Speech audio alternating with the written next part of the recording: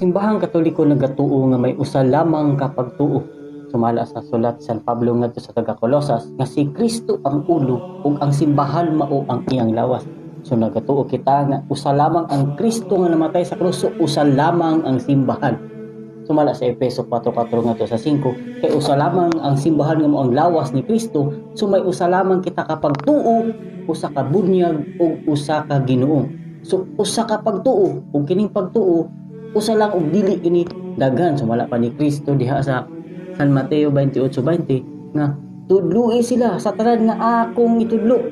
So kinahanglan ang tudlo gikan kay Kristo, dili pud lain. Kay karon sulod ug gawas sa simbahan naay nanudlo nga lahi sa tudlo ni Kristo. So kinahanglan kung motudlo subay kay Kristo. Kay sumala pa ni San Pablo, masking anghel sa langit nga magtudlo og lahi nga ebanghelyo sa among itudlo, ipatunglo. So kinahanglan subay kang Kristo, usa lamang kapag tuo, usa ka bunyag ug usa ka simbahan nga maong Santa Iglesia Katolika Apostolika Romana.